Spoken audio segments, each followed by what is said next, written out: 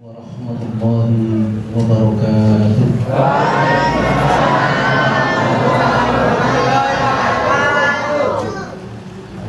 A'udzu billahi minasyaitonir rajim. Bismillahirrahmanirrahim. Alhamdulillahilladzi anzala sakinata fi qulubil mu'minin liyastadu imanan ma'a imanihim.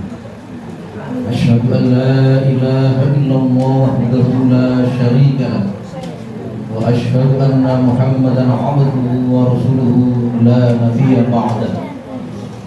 Allahumma shalli wa sallim wa barik ala sayyidina Muhammad wa ala alihi wa ashabihi wa man tabi'ahum bi ihsanin ila yaumiddin. Qala rabbi ishrah li sadri wa yassir li amri wahlul 'uqdatam min lisani yafqahu qawli. Subhanaka la 'ilma lana illa ma 'allamtana innaka antal 'alimul hakim. Hadratul muhtaramin, para alim ulama, para ustaz, para jamaah musholah Istiqomah yang dimuliakan oleh Allah Subhanahu wa taala. Bapak-bapak, ibu-ibu yang saya hormati serta adik-adik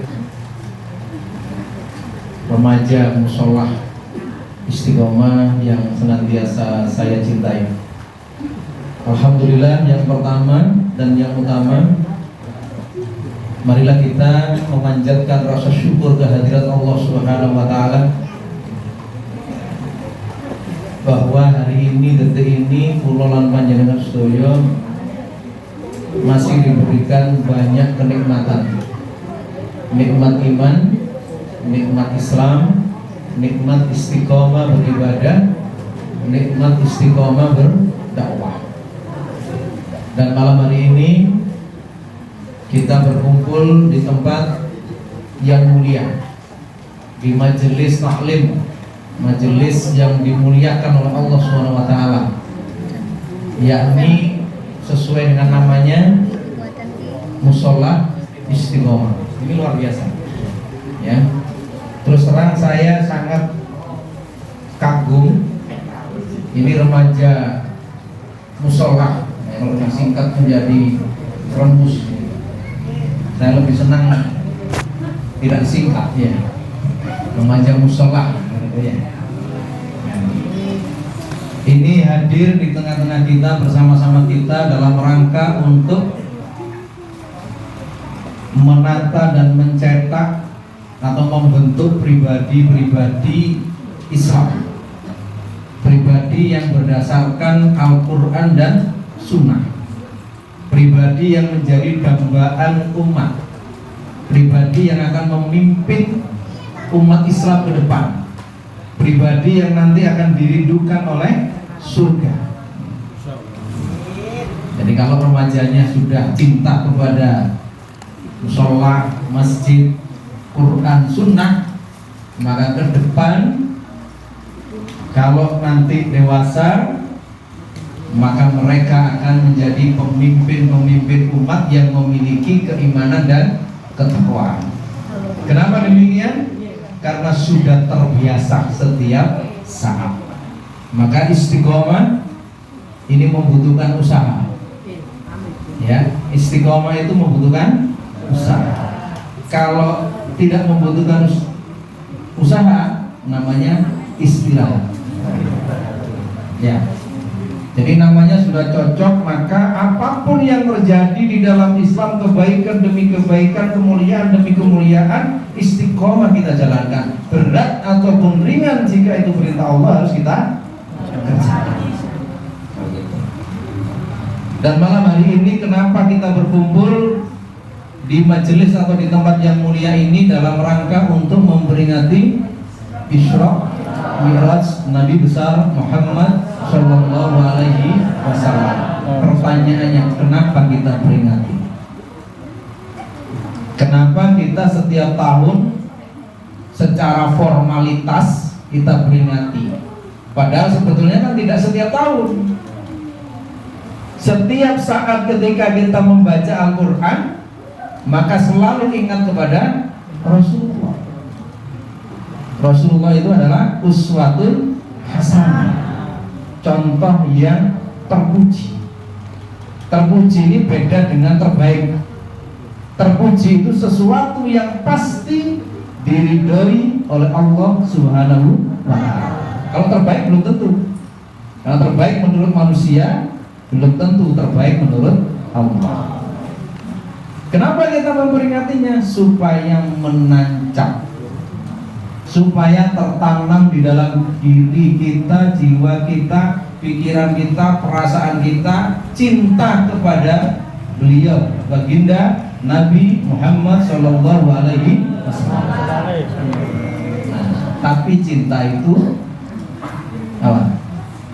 Cinta itu berat, gitu ya? Betul. Betul. Cinta itu berat. Nah, ragu. Cinta itu tidak berat.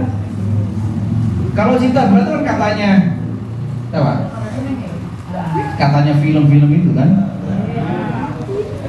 Cinta itu justru bagi orang-orang yang beriman, mahabbahnya, cintanya jauh lebih besar. Maka bentuk kecintaan itu hanya ada pada diri orang-orang yang beriman. Kalau orang yang beriman tidak mungkin cinta kepada Nabi. Betul kan? Makanya cinta itu berat apa ringan? Nggak berat mana sih? Berat ya? Cinta itu butuh pengorbanan ya? Pengorbanan, tetapi setiap pengorbanan dari yang kita lakukan, jika kita tujukan kepada ya dalam rangka untuk mencapai keridhaan Allah Subhanahu wa ta'ala, maka Allah memberikan kepada kita kemudahan. Ya kan begitu kan? Banyak orang yang ingin beribadah tetapi sulit untuk melakukannya. Banyak orang ingin beramal soleh, membaca Quran, tapi tidak terlaksana. Ono ayat ini, halangan ini. Ono ayat sesuatu yang menghalangi dia. Nah, kalimatnya atau penyakitnya manusia itu adalah sauf. Apa sauf itu? Nanti ayat. Api maca Quran sekudu jadi maca Quran nanti ayat. Nah, begitu ngomong nanti ayat itu celah. Celah bagi siapa? Bagi siapa? Setan. Begitu kita ingin Jumat berkah, ini kan sekarang banyak usul itu Jumat berkah itu. Ya. Sudah niat mau beli apa sesuatu atau mau menginfakkan hartanya untuk Jumat berkah, tapi kemudian nanti saja. Begitu ngomong nanti aja itu ada celah. Celah bagi siapa? Setan. Bagi siapa? Setan. Ini adiknya bisa jawab. Celah bagi setan untuk mengalihkan engkau akhirnya nggak terlaksana. Pernah apa pernah? Makanya jangan tunda kebaikan. Ya, jangan tunda kebaikan. Maka kita diminta mengulang-ulang peringatan itu supaya menancap dan semakin yakin bahwa baginda Nabi Muhammad SAW adalah orang yang mampu memberikan kepada kita satu risalah, satu ajaran yang bisa menyelamatkan kehidupan kita di dunia dan bahkan nanti di hari akhir kita diminta atau kita memohon kepada Allah melalui baginda Nabi Muhammad SAW berupa syafaat dari beliau. Amin ya rabbal alamin. Syafaat itu hanya diberikan kepada orang-orang yang beriman, orang-orang yang melakukan amal soleh. Jenengan ibu-ibu kalau menjelang hari raya ini dandakno kelambi apa tuku kelambi? Tumbas kelambi. Kalau sing dandakno ndak? Nah, kalau panjenengan dandakno kelambi di tukang penjahit, kalau ndak bawa kainnya, kira-kira jadi kelambi apa enggak? Maka jangan berharap orang yang tidak pernah sholat Ini saya katakan supaya bukan kita menyinggung orang yang tidak sholat, tidak. Tetapi siapa yang tidak pernah sholat, jangan berharap mereka tidak pernah baca Quran, mereka tidak pernah melakukan kebaikan, mereka tidak pernah melakukan amal soleh, terus berharap mendapatkan syafaatnya. Mau sholawat enggak? Kira-kira dapat sholawat apa enggak? Secara logika, syafaat itu hanya diberikan kepada orang-orang yang memiliki keimanan dan kecintaan kepada Allah dan Rasul. Insya Allah kita semua yang ada di musola Istiqomah ini adalah orang-orang yang mencintai Allah dan Rasulnya, dan kelak nanti di hari akhir akan mendapatkan syafaat dari baginda Nabi Muhammad SAW. Amin ya Rabbal. Maka kita bersyukur. Walaupun iman kita awalnya adalah iman warisan. Kenapa saya katakan demikian? Bapak Islam, ibu Islam lahir dari Islam. Itu iman warisan awalnya, ya kan? Nah ini harus disyukuri. Bagaimana cara mensyukurinya? Iman warisan itu dipupuk, dibina, ditingkatkan, diapa lagi? Dibaponi, diapakan lagi? Diramut, apa lagi? Iya, diperhatikan supaya tumbuh menjadi iman yang penuh dengan kesadaran, bukan iman warisan lagi. Ada pernah orang mengatakan, kok iman warisan? Ini betul, memang pertama kita, bapak kita Islam, ibu kita Islam, lahir sudah Muslim. Tapi kalau jenengan orang yang tidak pernah merawat imannya, nggak pernah memberi makanan rohaninya, nggak pernah ngaji, nggak pernah menambah pemahaman Islamnya, nggak pernah membaca Quran misalnya, nggak senang bergaul dengan orang-orang dalam majelis taklim, apa jadinya? Iman itu tidak akan bisa berkembang. Maka kita bersyukur,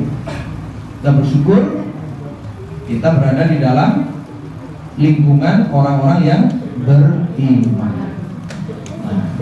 Bersyukur kita diberi kesehatan, bersyukur kita diberi kemampuan, bersyukur kita diberi tadi istiqomah. Apa itu bersyukur? Apa itu bersyukur? Sering kita mengatakan la in syakartum la azidannakum wa la in kafartum inna adzabi lasadid. Artinya barang siapa yang bersyukur, kata Allah, maka Allah akan tambahkan nikmatnya. Dan barang siapa yang kufur itu mengingkari, tidak mengakui nikmat-nikmat yang diberikan Allah kepadanya, maka sesungguhnya azab Allah sangat pedih. Pedih itu apa? Lebih dari sakit. Apa? Pedih itu apa? Apa tadi? Pedih itu lebih dari sakit. Maka orang yang bersyukur itu senantiasa tampak dari apa yang dia sampaikan, apa yang dia ucapkan, apa yang dia kerjakan. Orang bersyukur itu hanya optimis kepada Allah, karena makna bersyukur itu salah satu diantaranya adalah penuh. Apa itu penuh? Hatinya penuh, tidak ada sesuatu yang lain kecuali mengharap ridho Allah Subhanahu wa ta'ala. Jadi tidak ada mengharap selain kepada Allah. Penuh, tidak membutuhkan, ya, tidak membutuhkan apa? Sesuatu yang datang selain dari Allah. Tidak membutuhkan pujian kecuali datang dari Allah. Orang yang bersyukur wajahnya sumri. Orang bersyukur itu begitu. Maka dikatakan ditambah nikmat itu minimal ditambah umurnya, ditambah kesehatannya, ditambah apa? Kalau ibu-ibu itu kan biasanya pakai apa itu? Supaya wajahnya glowing. Ya, skincare. Ya, supaya tampak seger. Umur 50 kaya umur selawe. Gitu ya. Itu resepnya sebetulnya kalau pandai bersyukur ditambah nikmatnya. Orang bersyukur itu yakin kepada Allah. ajalnya, apalagi jodohnya, apalagi masa depannya, semuanya adalah dari Allah. Yakin, tidak pernah iri kepada orang lain ketika orang lain diberi nikmat oleh Allah. Ya kan? Kalau orang iri, menurut saya, yang iri, kalau orang iri itu hatinya berarti ada apa? Hatinya ada setan. Hatinya ada sesuatu sehingga kemudian mampu untuk membuat dirinya merasa tidak tenang. Tadi saya katakan penuh, hatinya tidak penuh. Ingat, nek coro Jawa gak penuh itu gak be. Nek gak be itu artinya lho, nek wong Jawa kan ngono ta, Pak? Karena nek ono wong sing rada-rada ya ora dengan pancine gak kabeh. Dan begitu.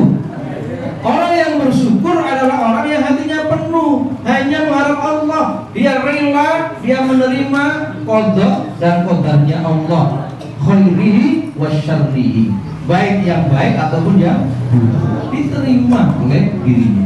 Maka orang yang bersyukur wajahnya sumringah, nggak perlu pakai skincare, ada inner beauty.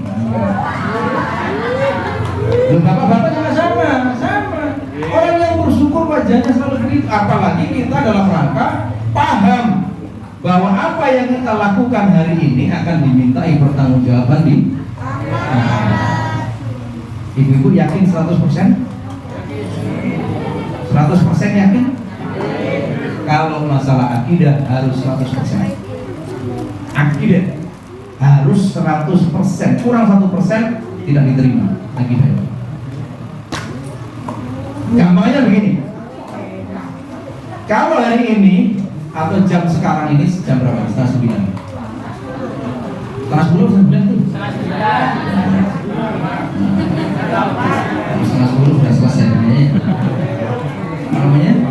Kalau hari ini tadi kita setelah sholat isya berjamaah ada isya, ibu-ibu atau kita yakin nggak besok ada subuh? Yakin nggak besok ada subuh? Kalau hari ini kita tadi sholat berjamaah, sholat isya bersama-sama, berarti kita menangi masa-masa isya itu. Yakin nggak besok ada subuh? Yakin ya? Tapi yakin nggak besok menangi subuh?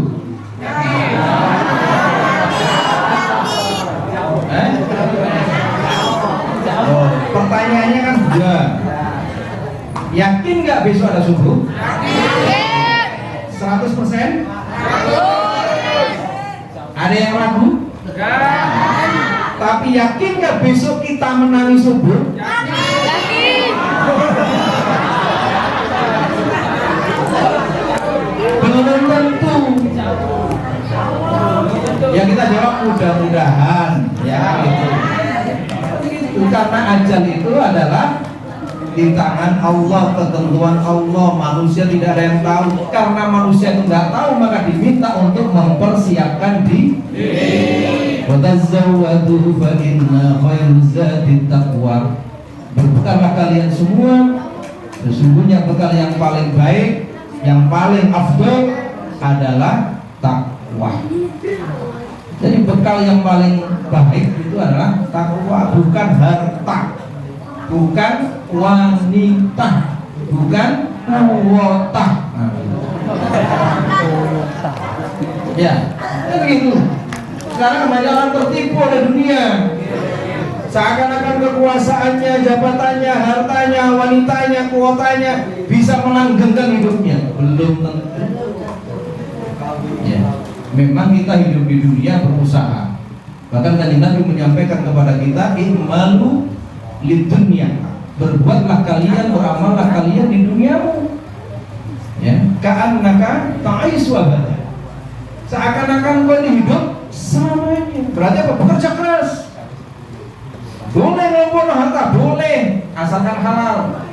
Boleh mengumpulkan harta sedemikian, boleh, asalkan tidak melupakan ibadah. Tapi kadang-kadang kita itu kalau sudah diberi harta yang banyak, diberi kedudukan yang tinggi, lupa. Ya kan? Nah, oleh karena peringatan Isra wal Mi'raj ini, apa yang kita ambil, apa yang menancap, apa yang terpikir ketika kita memperingati hari Isra wal Mi'raj itu? Apa yang terpikir? Yang pertama, kepribadian keagungan Kanjeng Nabi Muhammad SAW. Kita hanya berusaha meniru semampu kita, berusaha, tidak boleh pasrah. Harus berusaha, harus berusaha. Ditiru semampunya. Ya, apa saja yang bisa pelajari supaya tahu bagaimana Rasulullah itu, bagaimana beliau ibadahnya, bagaimana beliau berakhlaknya, bagaimana bermuamalahnya. Pelajari, buka, baca Sirah Nabawi.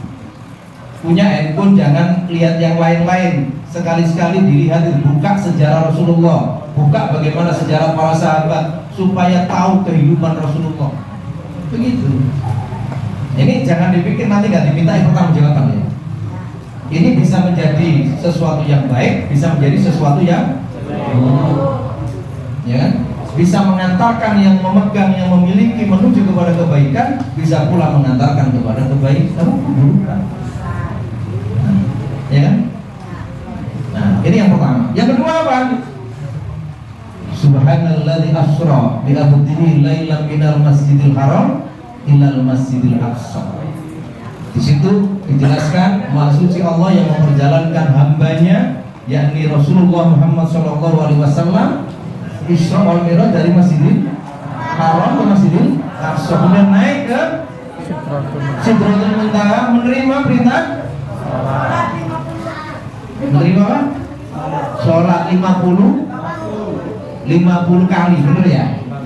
Betul. Nah, kalau 50 kali itu kemudian menjadi ketetapan, ya, maka sholat 50 kali itu ya berat mungkin ya. Ini 5 kali saja kan bolong-bolong. Ya, kadang gak jangkep rokaatnya, gak jangkep waktu nih, ya kan? Biasanya yang paling bolong apa?